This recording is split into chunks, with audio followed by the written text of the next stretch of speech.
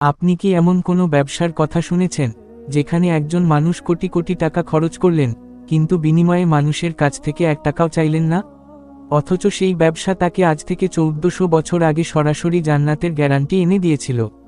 চলুন আজ শুনি ইসলামের তৃতীয় খলিফা হজরত উসমান ইবনে আফফান রাদিয়াল্লাহু আনহু এর সেই অবিশ্বাস্য বুদ্ধিমত্তা আর দানশীলতার গল্প।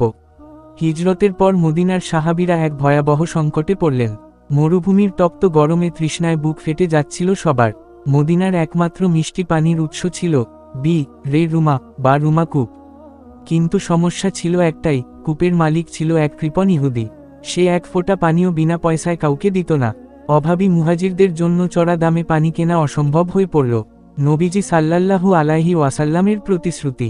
রাসূলুল্লাহ সাল্লাল্লাহু আলাইহি ওয়াসাল্লাম সাহাবীদের কষ্ট দেখে ঘোষণা করলেন, কে আছো যে এই কূপটি কিনে মুমিনদের জন্য উৎসর্গ করবে? বিনিময়ে আল্লাহ তাকে জান্নাতে এর চেয়েও শ্রেষ্ঠ ঝর্ণা দান করবেন। বাকিরা যখন ভাবছিলেন এত টাকা কোথায় পাবেন, তখন উঠে দাঁড়ালেন হজরত উসমান রাদিয়াল্লাহু আনহু। তিনি জানতেন জান্নাতের এই অফার মিস করা যাবে না। উসমান রাদিয়াল্লাহু আনহু সেই ইহুদির কাছে গিয়ে কূপটি কিনতে চাইলেন, কিন্তু ইহুদি জানত এটা তার আয়ের প্রধান উৎস, তাই সে পুরোটা বিক্রি করতে রাজি হল না। উসমান রাদিয়াল্লাহু আনহু তখন এক মাস্টার প্ল্যান করলেন। তিনি প্রস্তাব দিলেন, ঠিক আছে, পুরোটা না দাও, অর্ধেক মালিকানা আমাকে দাও। অর্থাৎ একদিন কূপের পানি তোমার, আরেকদিন আমার।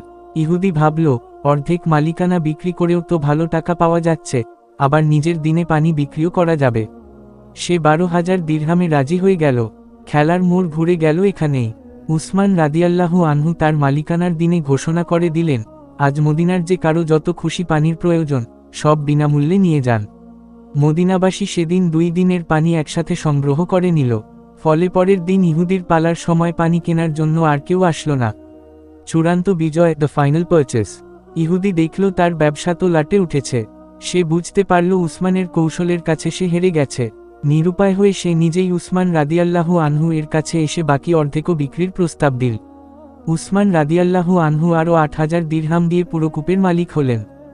অর্থাৎ মোট 20,000 দিরহামের বিনিময়ে তিনি সেই কূপটি কিয়ামত পর্যন্ত সকল মানুষের জন্য ওয়াকফ বা দান করে দিলেন। আজ 1400 বছর পার হয়ে গেছে, কিন্তু উসমান রাদিয়াল্লাহু আনহু এর সেই দান আজও ফুরিয়ে যায়নি। আধুনিক সৌদি আরবে আজও উসমান রাদিয়াল্লাহু আনহু এর নামে সেই কূপটি সংরক্ষিত আছে এবং তার নামে থাকা সম্পত্তি থেকে উপার্জিত অর্থ দিয়ে মদিনার গরিব দুঃখীদের সেবা করা হয়।